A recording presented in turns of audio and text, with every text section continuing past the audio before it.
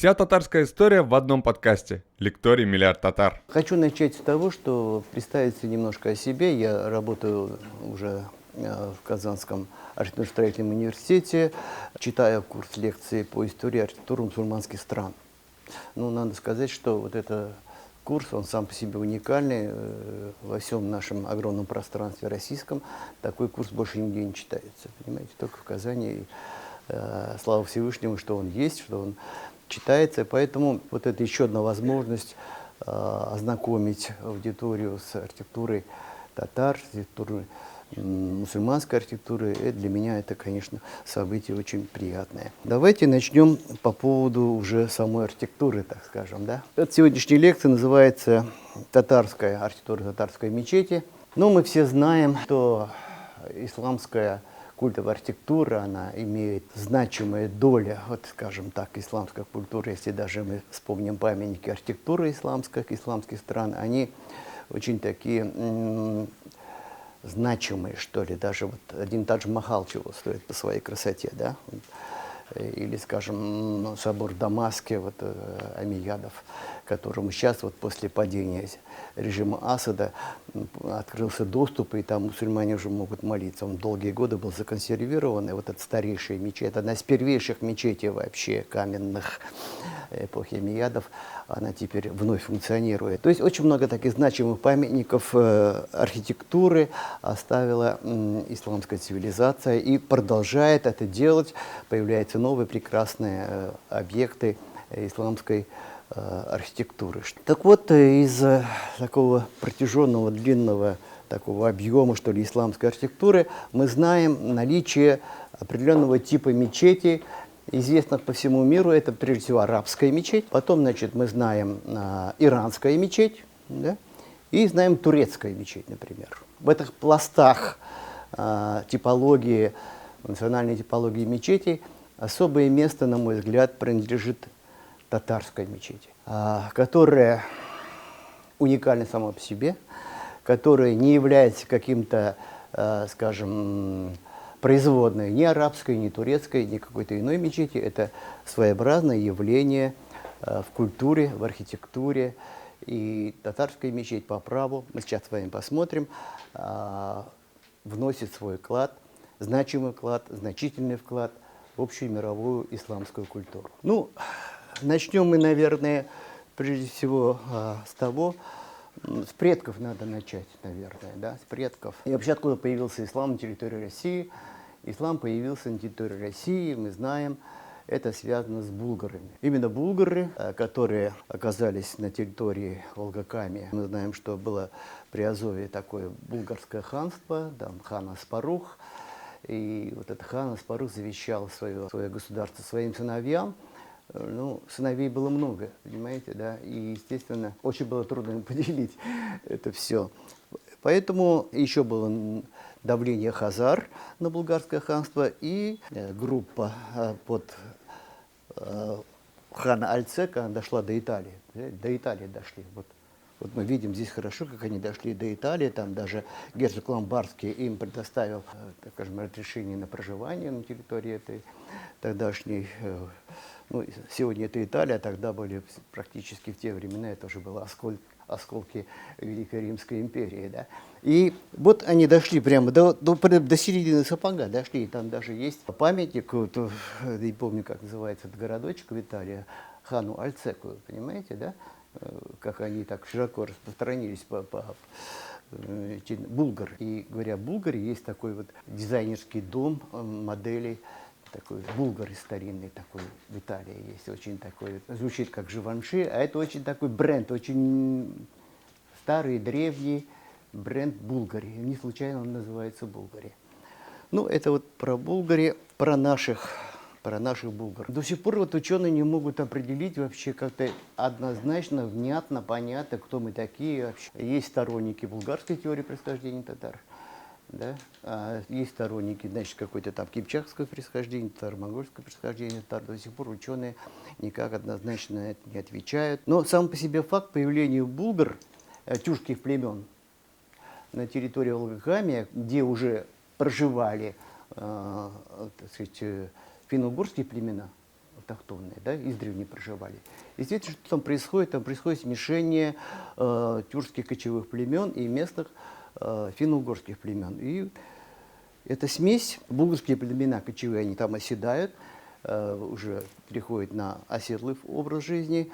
Местные племена финно-угорские язычники, булгары тоже язычники, в основном они были тингрианцы, да, тигрианцы, но говоря, что они язычники, все-таки у них тингрианство это не многобожие. Все-таки у них Тенгри, бог Тенгри был верховным богом, главным богом, да, то есть булгары, они как-то даже были, я бы сказал, это своего рода монотеистическая религия, вот у булгар было тенгрианство. И когда вот в 922 году хан Алмуш обратился к халифу Дамаска с тем, что прислали, значит, такую делегацию специалистов в области ислама, что ли, да, чтобы обратиться в эту исламскую религию. То есть население, в принципе, было готово к принятию монотеизма, который нес в себе ислам. И вот это событие принятия ислама на территории Булгарии, Волжской Булгарии в 1922 году, это было колоссальное событие, которое уже прошло вот с момента принятия ислама, добровольного принятия, понимаете, да, 1200 лет того момента, и вся наша культура татарская, болгарская, как угодно назовите, она зыждется, сопричастна и скорблена вот этой вот исламской, мусульманской идеей, которая была принесена на эту территорию Волжской Булгарии в X веке. Я иногда с ужасом себе представляю, что было бы, если бы хан Алмуш вот не стал обращаться к халифу Багдада. Да? Если бы они так и остались язычниками, понимаете, да, не обращенные в ислам. Что было бы с нами, вот скажем там, да? Я себе это представляю очень просто. Представьте себе, что случилось с местными финно-угорскими племенами, такими марийцами, удмуртами, чувашами, да, которые не приняли ислам. Да? Вообще есть такое мнение у историков, что чуваши это те же самые булгарские племена, те же самые булгары. Не зря говорят, что чувашский язык очень похож на булгарский, да, хотя булгарский никто не слышал, никаких письменных источников звучания булгарского языка не осталось. Но что я хочу здесь сказать, то что финно-угорские племена или чуваши, да, я забыл сказать, что чуваши как раз вот Сувас, в источниках они упоминают как Сувас, и как раз вот племена, которые не захотели принять ислам, остались в своей языческой вере, что ли. И в последующем мы видим, что после расширения границ московского государства все эти языческие народы, они были насильственно крещены, да, они стали христианами и уже оказались в орбите, совсем в иной орбите совершенно. Ну, то же самое ожидало, на мой взгляд, и булгар, если бы они не приняли в свое время ислам. Ну, это вот такое маленькое лирическое отступление, и поэтому мы с вами продолжим, что ли, наш разговор. Вот территория Волжская Булгария, это расцвет Волжской Булгарии, это 12 век, начало 13 века, вплоть до монгольского нашествия. Огромная территория. На этой территории было множество городов, и Булгар, Беляр, Жукатин и так далее. Разные города, от них только остались однако городища, мало что осталось, к сожалению. Но почему мало что осталось? Хотя это была очень такая цивилизация булгарская, очень мало они что знаем, да? Но это была развитая цивилизация. Мы с вами еще в этом убедимся. Вспомним, например, булгарскую обувь. Ичиги булгарские до сих пор, да? Кожаная мозаика, откуда она идет? В нашей татарской традиции она от булгара идет, она так и осталась. Это булгары. Кожаная мозаика. Что такое кожаная мозаика вообще? Откуда вот технологии в обработке кожи? Откуда они взяли? Булгары, они же принесли с собой эту технологию сюда, на эту территорию. Да? Или вот, скажем, вот, искусство, ювелирное искусство у татар, которое оно тоже восходит к булгарским временам. Это ювелирное искусство. Оно ниоткуда не взялось, понимаете, искусственные ювелиры. Потом территориальное положение Волжской Булгарии находилось на стыке, на караванных путях от, ну не от варяг в греки, но во всяком случае от Азии до Руси. Да? Там, постоянно, там, в Волжской Булгарии, но Булгар это был торговый центр, по сути дела. Там происходили всевозможные сделки торговые. и там были представители народов Азии и так далее и тому подобное. То есть это был такой важный торговый центр в свое время. Но, к сожалению, вот Волжская Булгария, она была разрушена в начале XIII века татаро-монгольской ордой. Татаро-монголы, кочевники, да, захватили огромные территории. Как они смогли захватить такую огромную территорию вообще? Вот мы смотрим там территории империй, скажем, да, древних империй, и оказывается, что татаро-монгольская империя, они чуть ли не до Европы дошли вообще, там чуть ли не до Вены. А как они умудрились захватить такую огромную территорию? Как это? Просто никто им не оказывал сопротивления. Да оказывали сопротивление первыми, оказали сопротивление, достойное сопротивление оказали булгары. Они отбили первую атаку татаро-монгол, разгромили монгольские войска, но через 3 года там собрали гораздо больше силы, гораздо больше армию, и вот это уже второе нашествие татаро-монгол, оно смело с лица земли всю булгарскую цивилизацию, так будем говорить, и открыло доступ татаро-монголов дальше на Русь, на Киевскую Русь. Наверное, если бы вот не это событие историческое, эта Волжская Булгария как бы могла бы развиваться так же прекрасно, на мой взгляд, как скажем, венгры, например. Венгры, откуда они с Урала переместились, там перекочевали в Европу еще и как-то смогли себя сохранить, и до сих пор это прекрасное государство существует, так мы говорим. Ну, каждого народа своя судьба, у всех своя история, поэтому мы сейчас будем уже ближе к архитектуре подходить. Вот, значит, проект виртуальной реставрации города Булгар, который мы делали в институте у себя на кафедре, да, со студентами. Здесь вот, посмотрите, вот центральная картинка, что собой представлял город Булгар. Да, это был, конечно, укрепленный город с валами, с крепостными стенами. Внутри там находились и каменные сооружения, и деревянные сооружения, и даже юрты там находились, потому что, как пережит, ну, все-таки булгары кочевой образ жизни и вели, да, жили в юртах, и кочевникам очень так непросто с юрт перебраться в кочевое жилище. Наверное. Об этом свидетельствуют примеры других кочевых народов, например, казахов, монголов и так далее, понимаете. Монголы до сих пор живут в юртах своих, вот эта столица Монголии, Улан-Батор, это вот советские хрущевки, по сути дела.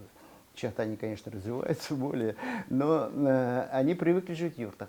Поэтому здесь вот на территории Великого Булгара были юрты, вот сейчас, конечно, вот они синенькие тут мне показаны. Здесь вот на этом рисунке мы еще видим, ну, помимо вот элементов такого, скажем, археологических находок, вот мы видим, которые характеризуют эстетическое предпочтение булгар, да. Вот смотрите, вот здесь вот форма кувшинов, кумганов, форма луков, да, вот эти кувшины, они говорят, вот о чем они говорят, эти формы? Наверное, о чем-то они говорят. Для контраста могу сказать, что вот новые формы театра Камала мне ни о чем не говорят совершенно. Они не говорят, эти новые формы, о причастности к татарской или булгарской культуре. А вот эти плавные, изящные, тонкие, изящные формы вот этого прикладного искусства булгар мне о чем-то говорят. Здесь вот мы с вами видим планчики, это аналоги старинных городов тех времен, значит, расцвета великих булгар. То есть это все булгарское городище, город Булгар, Великий Булгар развивался в соответствии с градостроительными нормами или градостроительными традициями тех времен. Ну вот уже мы переходим к отдельным постройкам, которые были на территории Великого Булгара, каменные постройки. Каменные. Чем интересно, это каменные постройки. Они интересны тем, что, по сути, это были первые каменные постройки на территории России, если быть честными. Еще не было Успенского собора и Архангельского собора в Московском Кремле, тоже первые каменные постройки, по сути дела, да? А на территории Булгар уже были первые каменные постройки. Откуда это умение работать с камнем у кочевого народа, у булгар? Они же кочевники, откуда у них знания о том, как работать с камнем, как строить из камня? Да ниоткуда. Строили армяне. Территория Булгар сохранила до сих пор армянское кладбище. Естественно, они нанимали армян, а армяне искусственные. Искусственные строители из камня. Армянское государство одно из древнейших в мире после иранского, понимаете. А армяне живут среди камней. И, естественно, искусство работы с камнем, они это прекрасно знают. И, естественно, что булгарские ханы, которые строили свой великий город, они нанимают зодчих армян, и из рук все это выходит, рук армянских зодчих. Это однозначно. Но сама архитектура – это уже нечто не в чистом виде армянская, так скажем. Хотя влияние армянской архитектуры бесспорно тут присутствует. Вы посмотрите, завершение шатра, вообще вот этого восточного мавзолея, да, завершение шатра, такой восьмигранный шатер, откуда это все вообще? Мы это в исламской архитектуре, этого нет шатровой архитектуры. Даже мы возьмем аналоги, вот, скажем, вот тут у нас есть аналоги, есть круглые шатры, вот это вот аналоги тех времен, но восьмигранное это присуще только почему-то вот архитектуре великих булгар, и здесь я усматриваю влияние армянской архитектуры. Если мы посмотрим армянские храмы средневековые, Ичми-1, например, посмотрите, да, то это вот эта шатровость, это все оттуда. Здесь что у нас вот восточный мавзолей, которая была превращена вот, в Никольскую церковь, какая ясная, понятная, простая композиция. Вот внизу это четверик, вот видим, раз, два, четверик в плане, который переходит в восьмерик, восьмигранную форму. А вот это восьмигранник потом перекрывается шатровым куполом. Переход от четверика к восьмерику, это надо знать, как это делать. Это надо знать, это надо уметь вообще, чтобы как перейти таким образом. Это надо иметь опыт строительства. То есть это владели армянские зодчие. И вот этот элемент перехода от четверика к восьмерику, мы видим такой вот треугольный скосик тут появляется, так называемый булгарский скос. Он так и называется, булгарский скос. Это своеобразный, чисто булгарский, что ли, элемент, конструктивный элемент в архитектуре. И мы видим здесь, вот на этом восточном мавзолее, великолепный портал, арочный портал, такой напоминающий айванные мечети Ирана, что ли, так будем сказать. Да? Потому что это уже постройки все, о которых мы говорим, это постройки 13 века, это уже эпоха аббасидов, это не 10 век, это уже 13 век, это позднее, это период Золотой Орды, а уже постройки аббасидов, и уже там в архитектуре мировой появляются типа айванные мечети, и айванные мечети характерны вот таким вот наличием такого большого входного портала. И здесь оно как раз перед нами налицо. Вот еще комплекс «Малый минарет», ханская усыпальница называется. Кстати говоря, ученые, историки, они до сих пор затрудняются в определении того, функциональной принадлежности этих сооружений на территории Болгар. Ну, ясно, что это соборная мечеть, это мечеть, а все остальные это называют то ханская усыпальница, то черная палата, то судилище, то еще чего-то. Определить точно не могут они, какая функция там была. Но дело не в функции, а дело, значит, были ли это ханские усыпальницы, то есть так называемые тюрьбе, да, где хоронили этих самых знатных ханов, или так, представителей рода. Но это для нас не важно, для нас, как архитектору, для меня, в всяком случае, важно вот своеобразие этой архитектуры. Вот комплекс ханского усыпальницы, так мы назовем. Мы здесь что видим? Опять мы видим вот такой элемент портала, входного портала. То есть главный вход обозначается порталом. То есть не просто это какая-то дырка в стене, она обязательно так презентативно оформлена. И здесь мы видим с вами малый минарет, так называемый малый минарет. Это уже несколько другая архитектура. Здесь внизу четверик, потом восьмерик. Вот мы видим булгарский скос, переход элемента, переход от четверика к восьмерику, а потом с восьмерика переход на цилиндр. Это тоже надо уметь. И никакие кочевники это не знали. Вот это, естественно, нужно было привлекать специалистов. Да? И завершается это таким вот, это минарет, площадочка, да, и завершается таким коническим сводом. Тоже очень такая своеобразная. Тут вот есть аналоги того, как все это выглядело. Ну, если мы посмотрим, какие были минареты в мировой исламской архитектуре, да, вот, скажем, минареты арабских мечетей, минареты турецких мечетей, иранских мечетей, ну, надо сказать, что круглый в плане минарета тоже некое своеобразное изобретение, собственно говоря, у булгар, понимаете?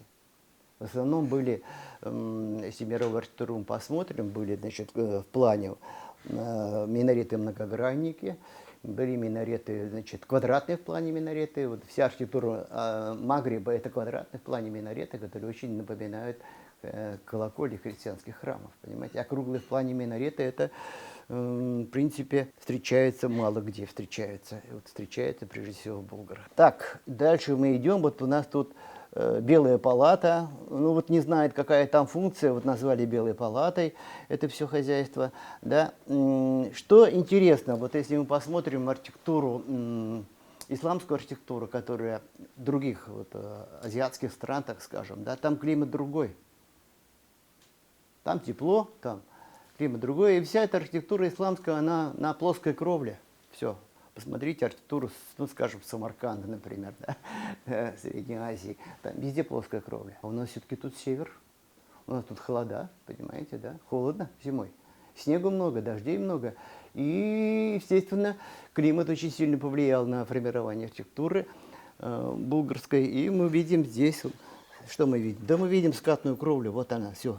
Сплошная скатная кровля везде и всюду. И это было вызвано необходимостью местного климата. Далее, вот мы видим черная палата, судная палата. Вот я не считаю, что это черная палата, судная палата, как-то по-разному. В чем прелесть, что ли, такая вот красота этого сооружения? Ну, во-первых, мы с вами видим вот двухчастный свод. Смотрите, мои, двухчастный свод, да? Вот двухчастный свод. Это у нас начало 13 века. Посмотрите на свод, разрез собора, ну, Исаакиевского собора, например, в Санкт-Петербурге. Посмотрите, как он выглядит. И это очень интересно. Вообще, собор Исаакиевский, он трехчастный, он состоит из 3 сводов. Это все нужно для того, чтобы нагрузку вот это все уменьшать и гасить, да? Так вот, ну там были металлические конструкции, применялись, там это уже практически не так давно было построено. Но это же 13 век, они уже знали вообще, как надо вот это вот погасить эту всю огромную нагрузку, которую несет купол, да? И вот они делали, это купол-то не целый, он полый внутри, полое пространство, понимаете? Эти тоже вещи, они очень интересны в плане того, что, понимания того, что это были мастера. Это были не случайные вот эти явления. Вот сама мечеть, соборная мечеть. Вот нынешние, вот, наверное, были в Булгарах, видели, да, вот эту соборную мечеть, и видели, это там, это колонная мечеть была, да, это чисто такая миатский тип мечети, колонный тип мечети, так скажем, да, вот у нас вот мечеть в Кордове, например, тоже колонный тип мечети, да.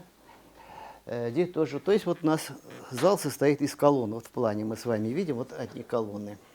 Осталась на сегодняшний день одна колонна, больше других нету. Все. И там, значит, минарет там был, но где-то в 19 веке развалился, вот сейчас его новодел, восстановили все. Что вот это вот колонна тип мечети, это, конечно, чисто арабская традиция и веяние, потому что ну, не могли булгары изобрести свой тип мечети, да, сами ни с того ни с сего. Естественно, это было арабское влияние в плане типологии. Но здесь в чем своеобразие вот этой мечети? По углам появляются башни, по углам этой мечети появляются башни. А зачем эти башни? Зачем они нужны, эти башни? Да, оборонное значение было прежде всего оборонное значение. То есть мечеть это было последним убежищем в случае нападения врага. Это было последнее убежище, где могли прятаться горожане, понимаете, и обороняться, и защищаться. Это и не только в булгарской традиции, но и в русской традиции, да, храмы всегда имели оборонное значение. Поэтому они сделали все массивных стен, чтобы можно было спрятаться от врага в этих храмах. То же самое вот оборонное значение мечети мы с вами видим. И что мы еще видим? Да мы видим еще скатную кровлю. Вот скатную кровлю мы видим. Больше как можно было перекрыть это огромное пространство. И вот мы видим здесь образцы мечети в Самаре, да, вот тоже в тех времен. Ну, там вообще никакой кровли нет, и она не нужна. Там тепло все время, там круглый год тепло, понимаете, там снегов ничего не бывает. А здесь надо все-таки перекрыть, и пришлось это перекрыть, естественно, скатной кровлей, как же мне еще обойтись. Вот внутреннее пространство этой мечети, как оно смоделировано, что ли, виртуально смоделировано. Вот мы видим вот это арочные. Вот у нас одна из колонн сохранилась. Дальше на эти колонны опирались арки, естественно. Вот все это арочное такое пространство. И, ну, арочный тип мечети. Вот аналоги здесь вот из других мечетей. Вот мечеть в Кордове аналог. Как это выглядит внутреннее пространство так сказать, колонны мечети внутри, да. Достаточно просто. Я же говорю, что это не могло возникнуть ну, просто так. Да, естественно, арабское влияние, это бесспорно. Откуда это они не могли изобрести, да? Ничего само по себе не изобретается. Булгарский период. Булгарский период. Я вам говорил о значении принятия ислама.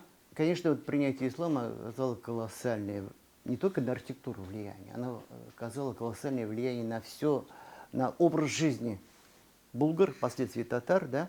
Ну, мы знаем, вот мы видели Черную палату, есть предположение, что там были бани. Не просто бани, были бани с теплыми полами. С теплыми полами, представляете, теплый пол, по керамическим трубам горячая вода. А где такое мы еще знаем? А мы знаем только Древний Рим. А мы знаем только термы Каракалы, термы Диоклетиана, которые это все использовали, понимаете, да? То есть это что? А это наследие древнеримской цивилизации вообще перешло на наши земли через булгар. Пришло.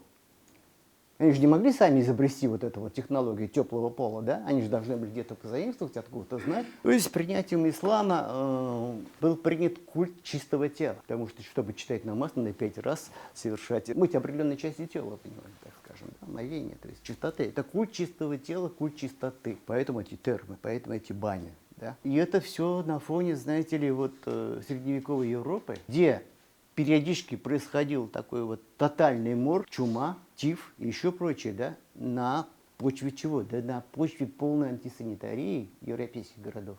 Полная антисанитария, вы понимаете? Королева Англии было всего 2 раза при рождении и перед свадьбой. Все, больше она не была. Ну, это особое, конечно, так скажем. Ну, ладно, это еще полбеды, но вот в великолепном дворце Версаля, который по Людовику XIV, там вообще не было туалетов. Вот это вот, так сказать, параллели, что ли, своего рода параллели. Что значит, ну, в свое время, так что мне на голову пришло, во времена, в древние времена, булгары предлагали князю Владимиру принять ислам.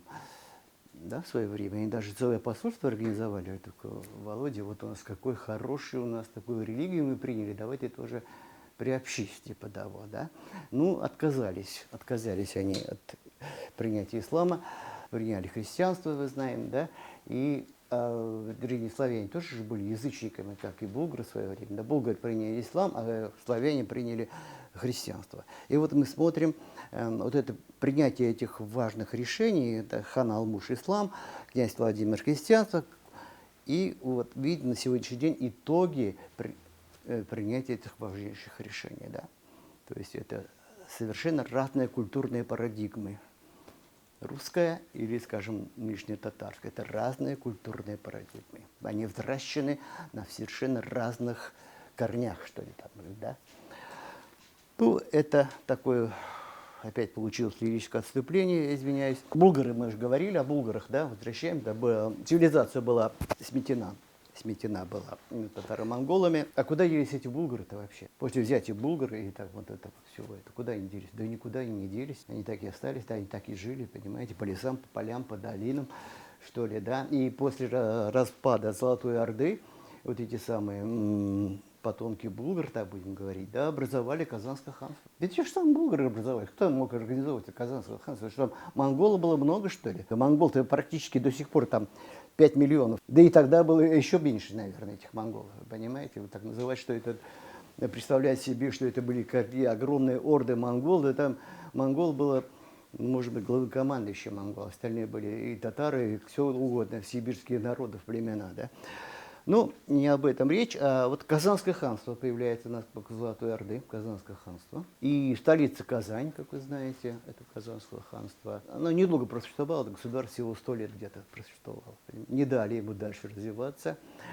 Но интересно оно тем, что оно сохраняло традиции, исламские традиции, которые были заложены в Великих Булгарах. Понимаете, да? То есть жители Казанского ханства были мусульмане. Ну, сразу переходим к 1552 году, после захвата Казани Иваном Грозным. Город Казань после долгой осады была взята.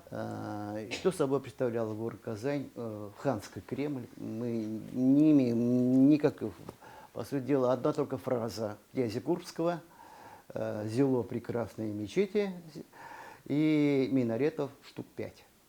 Штук 5 мечетей. Это числом 5 минаретов. мечети, написано у князя Курбского. Это был свидетель, больше никаких исторических свидетельств о том, что собой представлял архитектура Казанского Кремля ханского, мы не имеем ничего.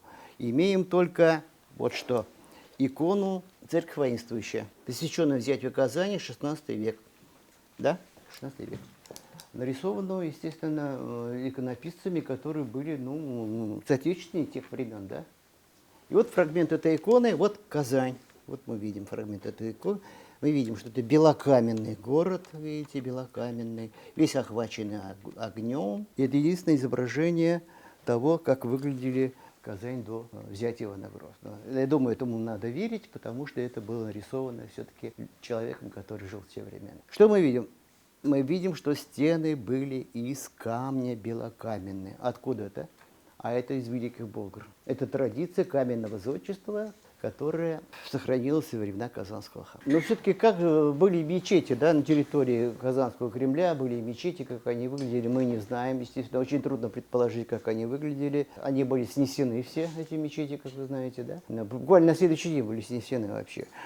Кстати говоря, очень долго искали, вот, когда вот, начиналось строительство мечети Кошели, долго искали, вот, археологи там год, по-моему, копали весь этот Казанский Кремль, искали фундаменты главной мечети соборной Казанского Кремля. Так ничего не нашли. Да не могли найти они вот, ничего, естественно, потому что на фундаментах соборной мечети построена церковь. Как выглядели примерно мечети? Ну вот он дает представление нам ханская мечеть в городе Касимове, это Касимов, уже Касимовское ханство, значит, оно было, так сказать, особняком, так сказать, такое явление своеобразное, ханское, Касимовское ханство в подчинении московского царя, понимаете, да, подданным московского царя был Касимов. Поэтому так ему все с рук сошло, этим братьям. И сохранился только вот мечеть. Мечеть сохранилась. Даже мечеть, конечно, это поздние уже купольные мечети, но минарет подлинник, практически подлинник вообще 16 века, да. Вот мы видим круглый цилиндр и еще такая вот минарет, такой цилиндрический, достаточно такой вот, скажем, конечно, не такой изящный, как минареты древнего Булгара, но характер его цилиндрический говорит о причастности, так скажем, причастности к татарской культуре. Ну, вот у нас тут предположения всевозможные разных наших ученых и так далее о том, как выглядел Казанский Кремль ханского периода, как выглядела мечеть главная. Вот, предполагаю, что она была восьмиминаретной. Почему-то восьмиминаретной, я не могу этого понять, почему, хотя даже Худяков, по-моему, пишет, что что-то было 8 минаретов. Откуда могли появиться 8 минаретов, для меня это непонятно. И Худяков высказал предположение о том, что вот на основе этой восьмиминаретной мечети Казанского Кремля потом была построена собор Василия Блаженного в Москве. Ну, не знаю, насколько это, никто не знает, естественно, насколько это верно или неверно, но сам по себе факт появления в русском зодчестве совершенно нового, уникального композиционного типа храмов, которых до сели не было, понимаете, да? Это, конечно, о многом говорит, по сути дела. Ну, о соборе Василия Блаженного, может быть, мы с вами еще поговорим. Но я сомневаюсь, честно говоря, что там вот, Казанская мечеть, вот эта соборная Казанского Кремля имела 8 минаретов, потому что количество минаретов, оно, конечно, в исламской культуре не регламентировано жестко. Да? Но больше, чем священная мечеть Харам в Мекке, имеет 8 минаретов. По-моему, никто не имеет права покушаться на это число. Это самое главное, мечеть священная, да, и повторять это число нельзя. И я сомневаюсь, что решились на это казанский хан, на повторение. Что собой у нас представляет? Не было, конечно, каменного зодчества после взятия Казани, было деревянное зодчество. Началась тотальная, значит, христианизация местного населения. Ислам, который был государственной религией в Волжском Булгаре, и в Казанском ханстве, да, он стал также уже религией изгоем, который преследовался. На мечети все сносились. Вот единственное, что осталось только вот деревянные мечети у нас вот у татар, собственно говоря, в селах из дерева. И очень просто обыкновенный деревянный сруб, на который, значит, на крышу ставится минарет. И появился такой вот тип мечеть, называется минарет на кровле. Да? Минарет на кровле. Чем он интересен, этот тип, он распространенный очень был этот тип. Он на подклете, это сруб ставился, внизу были хозяйственные постройки. Здесь вот у нас мы видим двухзальный, это вот зал Санет, это вот основной молельный зал, выступающий, значит, михраб. И перекрыта скатная кровля, двухскатная кровля. И вот конструкция минарета, она из дощатая конструкция такая, она гасится за счет косых стропильных конструкций, прямо в кровле. Это тоже надо было додуматься до такого изобретения. Вообще, это конструктивно очень непростая вещь, мягко говоря, понимаете, потому что здесь минарет по соотношению пропорции татарской мечети, ширина самого штруба к высоте минарета 1 к 7. Тут на этой высоте возникают огромные бешеные ветровые нагрузки. Для того, чтобы их погасить, надо было все-таки обладать некоторыми соображениями, да, чтобы все это нагрузку ветровую и саму нагрузку от самого минарета погасить в этих стропильных конструкциях. Дальше эта нагрузка-то вниз никак не передается. Это вот, я бы сказал, такое изобретение наших предков. Вот примерно как выглядит, ну вы знаете все, тут уже, наверное, как татарская мечеть выглядит вот такое, ну скажем так, сразу же я скажу, ну красавица просто, понимаете, вот такие пропорции храма, уникальные красивейшие пропорции, они придают каждой деревне, они вот в татарскую деревню подъезжаешь и сразу первое, что ты видишь, это минарет, который символизирует, да, это татарская деревня, ребята. Ну вот здесь вот мечеть Ила-Шапши Пестрищинского района, старая тут была мечеть, вот старая совсем, она уже там разваливалась, и, значит, решили ее там снести, что ли, и как-то там и построить новую. Построили рядом новую, даже, ну, а старую жалко стало сносить, и вот эти две мечети рядом оказались, и это вообще уникальная такая вещь, такая две мечети рядом, ну просто красота вообще, я других слов не знаю. Ну, по сути дела, что тут такого-то? Обычный жилой дом, вот видим, обычный жилой дом, сруб, да, и прямо вот додумались над крышей дома поставить минарет. Вот это и появилась типологическая особенность татарской мечети. Ни у какого другого народа такого типа мечеть с минаретом на крыше нет. Ни у арабов, ни у иранцев, ни у турков, ни у кого нет такого. Это только у нас. Гордитесь и восхищайтесь. Так, дальше идем. Ну, разнообразие. Тут это примеры.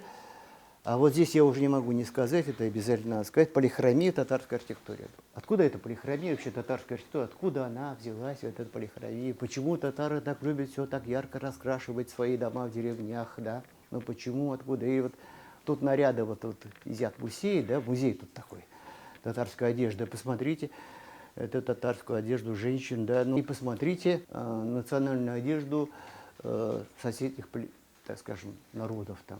Ну, марийскую посмотрите, удмуртскую посмотрите, чувашскую, ну нет там такого изобилия красок и цветов, вы понимаете.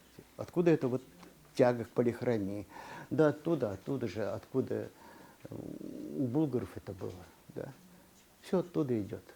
С востока, так скажем. Идем дальше. Вот у нас, значит, полихромия татарской. Откуда взялась вот эта полихромия в русской архитектуре на соборе Василия Блаженного? Да откуда она взялась, когда все храмы до XVI века на Руси, храмы Нижнего Новгорода, Пскова, Суздаля, все белокаменнейшие, абсолютно беленькие. И вдруг появляется вот такое, ну вот такая вот буйство красок. Откуда оно могло взяться на пустом месте?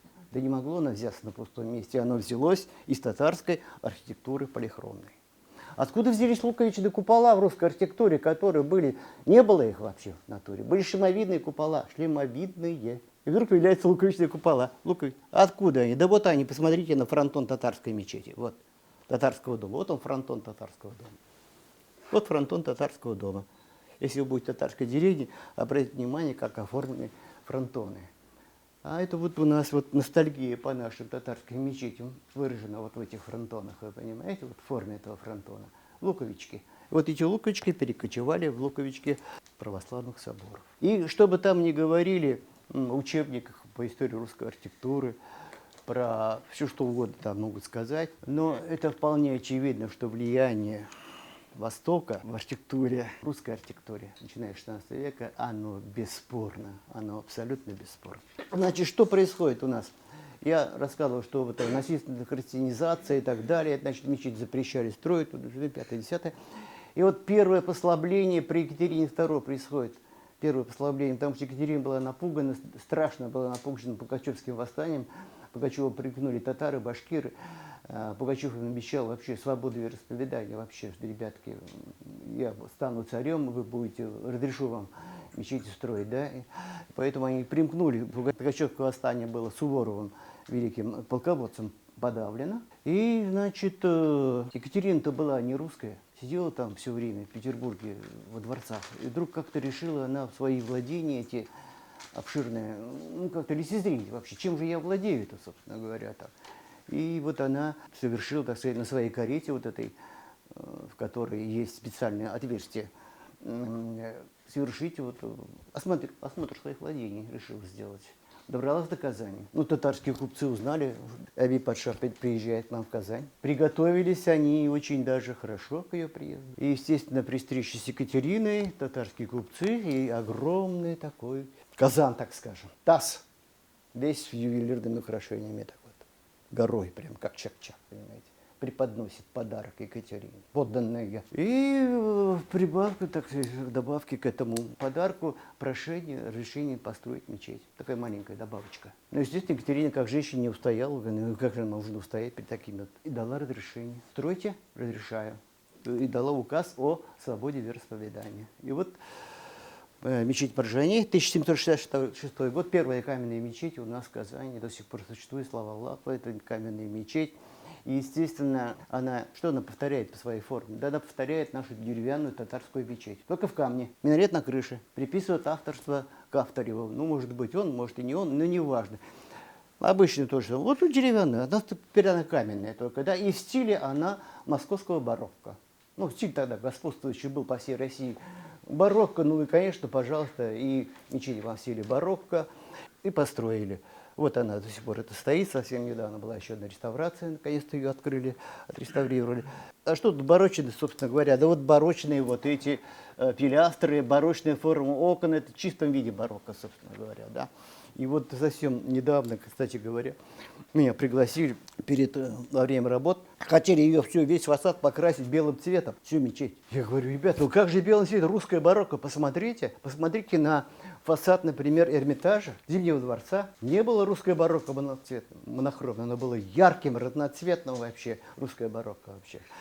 И вот, наконец, они послушались, но очень так слабенько, так они робко, вот посмотрите на фасад мечети Маржани, так робко они вот этот фасад темненьким сделали, да, чтобы пилястры на фасаде выступали. Так и они не сделали, как положено, но вот смотрим интерьеры, вот сейчас они, конечно, это вот старые еще интерьеры, еще до вот этой последней реставрации, понимаете, сейчас там золото замахорились, собственно говоря, других слов я не знаю.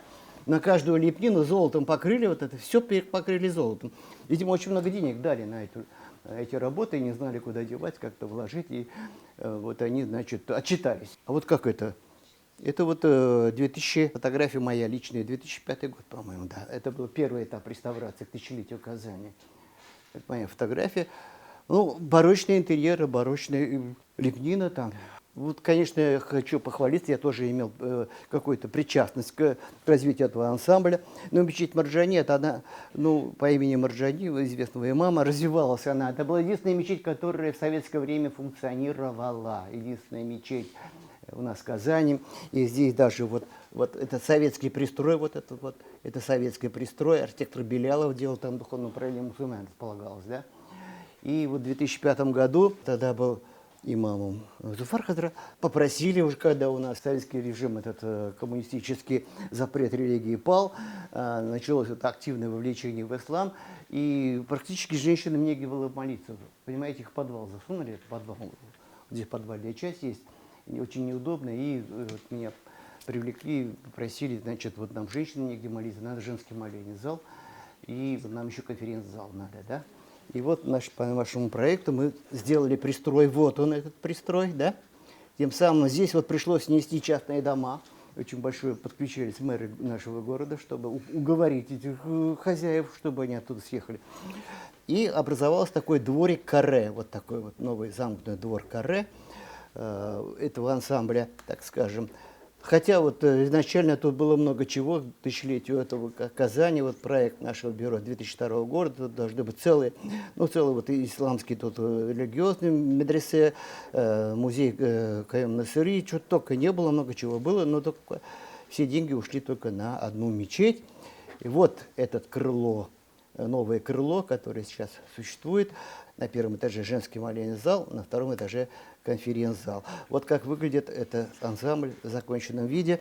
Архитектура, мы там пытались, конечно, внешним видом, чтобы она так не кричала, как-то вписалась в эту общую стилистику кавторскую, так скажем, барочную, да, такую историческую, чтобы она не кричала своим видом «я новый, я самый красивый», понимаете, чтобы это было как-то органично и имело такой законченный вид. Ну, рядом Апанайская мечеть, уже совсем через 3 года, по-моему, построили. В принципе, тот же самый минарет на крыше, тот же принцип, композиционный тип, да, но архитектура, стилистика уже эклектика, в чистом виде эклектика. Вот кто автор, не знает, но вот такие эклектичные, такие даже, так бы сказал, детали псевдорусского стиля, какие тут присутствуют. Но самое интересное с этой мечетью, то вот она, ее архитектура, она несколько этапов, она строилась. Здесь уже каменные минареты, и обратите внимание, если я говорил, что деревянные минареты, они, конструкция их в стропилах, раскосах гасится, да, в каменных этого невозможно. И поэтому вот эти минареты, они опираются вот на эти поперечные стены. Вот они, поперечные стены, вот, на которые опираются минареты. Велось, необходимости их нет. Это, конечно, членит это пространство молельного зала, но одеваться некуда, надо эти минареты куда-то опирать, и появляются поперечные несущие стены. Апанайская мечеть. Вот смотрите, вот сама мечеть, это михраб, минбар, да, а вот у нас ковры на мазлыке, и почему-то на мазлыке смотрит не на михраб, а смотрит куда-то в угол. Почему так это и все? Мечеть Маржани абсолютно точно ориентирована на Мекку, абсолютно идеально просто ориентирована. Рядом стоит Апанайская мечеть, и у них что-то там с ориентацией произошло. Я объяснить не могу для себя, честно, почему это так это произошло, понимаете, да? Почему у них так это ошибочка такая вышла, так скажем. Ну, факт остается фактом, да, идем дальше. Дальше что у нас происходит? Вот я показывал мечеть в стиле барокко, эклектика. Это уже у нас конец XVIII века. В российской архитектуре наступает эпоха классицизма. Но, естественно, и наши мечети тоже как-то уже приобретают вот такой классический облик. Вот первая мечеть, Галеевская мечеть, построенная по уже инициатором был Боруди, Галимджан Боруди, такой известный татарский богослов, да, и рядом с этой мечетью он уже открыл медресе Мухаммадия, открыл. Но вот это в стиле классицизма, в чистейшая классика вообще, собственно говоря, понимаете, да. И даже, я бы сказал, образец, очень красивый такой образец классической архитектуры. И в этом стиле у нас построено много мечетей в Казани. Искитаж, посмотрите, мечеть, тоже недавно отреставрированная мечеть, сейчас она открылась. Здесь обратите внимание, пожалуйста, на чисто конструктивном плане, вот на разрезе видно, вот этот массивный минарет, который, минарет на крыше, композиционный прием, тип тот же самый, только стилистика другая. Если было, да, барокко, было эклектика, теперь уже классицизм, но композиционный тип один и тот же, минарет на крыше. Вот на что опирается у нас минарет. Вот такие массивные поперечные стены, в которых спрятаны еще лестницы на минарет. Голубая мечеть, тоже классицизм, тоже классика. И вот так можно сопоставить с деревянными татарскими мечетями, понимаете, да? Эстетика сохранилась вообще, пропорциональная эстетика сохранилась, стилистика меняется, а вот узнаваемый тип, образ или парадигма образа мечети татарской, здесь она сохранена. Ну, здесь мы смотрим дальше. Ну, в общем, строили мечети, строили. Естественно, московская власть, кремлевская, она не могла так пустить на самотек татарам-то мы дали, значит, свободу, так сказать, строить мечети, но надо как-то, чтобы все было под контролем, чтобы они там не занимались самопалом, и поэтому, значит, разрабатывается Министерство путей внутренних дел. Инженеры Министерства внутренних дел разрабатывают проект типовой мечети для татар. Вот он, вот такой. Вот, представляете, да? Восьмигранник такой вот. Вот такая штука. Ну, татары, естественно, ну ни в какой. Что-то нам на душу не ложится такая вещь. Дальше. Это было в 29 году. 1844 год. Вторая попытка, значит, научить татар, как строить мечети. Уже Министерство путей сообщений разрабатывают типовые проекты образцовых мечетей для татар. 1844 год, Министерство путей сообщения. Вот эти проекты, вот мы видим один, вот второй и вот третий. Вот третий тип, вот этот вот четвертая цифра, она очень полюбилась татарам, так называемым минаретным ходом. По сути дела, дело пошло дальше, и по этому проекту, по этому принципу появились мечети у нас в Казани. Вот одна из них — это Сенная мечеть, минарет над входом. Да? Интересно. На основе этого образцового проекта минарет над входом, Сенная мечеть, архитектор Ломан. Что интересно, это первая купольная мечеть вообще-то. Вот до сих пор мы с вами видели мечеть с минаретами на крыше, куполов не было. Первый купол мечети татарской появился именно на этой сенной мечети. Вот он, это куполочек. Внутри, конечно, там полусфера, это имитация купола, но чисто внешне купол есть. Еще обратите внимание, вот эта мечеть, она стоит, вот у нас тут улица Париж коммуны, да, вот это у нас Париж коммуна, а это у нас Кирова, или как там сейчас, не знаю, Московская. Вот они вот так стоят. А сама мечеть под углом, повернута, под углом, по отношению к этому перекрестку. Потому что мечеть ориентирована на Мекку. Планировочная структура Казани, да, кавторский план, он вот хотел, вот был такой архитектор Кавтори, кстати говоря, вот к нему приписывают, он был, прежде всего, он не был архитектором, он был градостроителем, он хотел планировочную структуру Казани по образцу, подобию регулярных планировочных структур Петербурга. И вот эта часть, ну, Слободы, она планировочная сетка такая, регулярная, прямоугольная, понимаете, да? И вот на эту прямоугольную регулярную сетку садится сетка меканская, я бы сказал. Посмотрите в плане ориентации мечети, что Галеевская мечеть под углом стоит к кварталу, что Сенная мечеть под углом стоит к кварталу. Дальше идет Султановская мечеть, она тоже под углом к кварталу. Это такая интересная специфика, значит, градостроительной посадки мечети в структуре города. Тоже очень такое чисто уникальное казанское явление, я вам скажу. Ну, вот на основе образцового проекта это Султановская мечеть, которую я упоминал. Вот минарет под входом, в чистом виде, классика, да?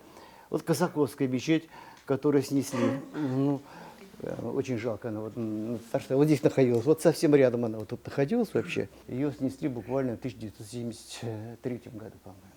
Совсем не так давно ее снесли. Она мешала вот этому нашему улице Татарстан, так сказать, развиваться дальше, там, в сторону речного порта, и мешала построить вот эти девятиэтажные советские дома, что ли. Прямо на улицу вылезала. Почему? Да потому что, я еще раз говорю, было противоречие планировочной структуры ортогональной города и меканской сетки. Она просто вылезла на дорогу, мечеть. На дорогу вылезла.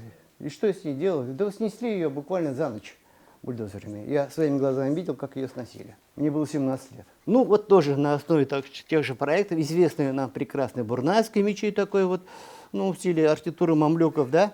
Здесь вот видно, что доминирует здесь минарет. Вот она одноэтажная, пропорции несколько другие. Розовая мечеть, кстати, ее тоже недавно реставрировали. Тоже образчик такой вот мечети, построенной на основе образцового проекта. Минуточку. Вот. Тоже у нас и великолепные красавицы. Азимовская мечеть. Посмотрите даты постройки, обратите внимание, даты постройки. Это советское время. Это 24-й год, Владимир Ильич только что умер, вы понимаете. А кто такой Владимир Ильич Ленин? Это ярый такой вот воинствующий атеист, коммунист, тырым-пым-пым, да? И в это время строится мечеть. И как это возможно? Как это случилось? А случилось только потому, что 1100-летие принятия ислама в Польской Булгарии. 1922 год. Ровно 1000 лет принятия ислама. И что сделали наши эти татары? Они сделали то же самое, как и их предки при Екатерине. Делегацию туда с этим важным событием. И разрешили, представляете, построили проект Печникова 1915 года, дореволюционный проект 1915 года в стиле модерн.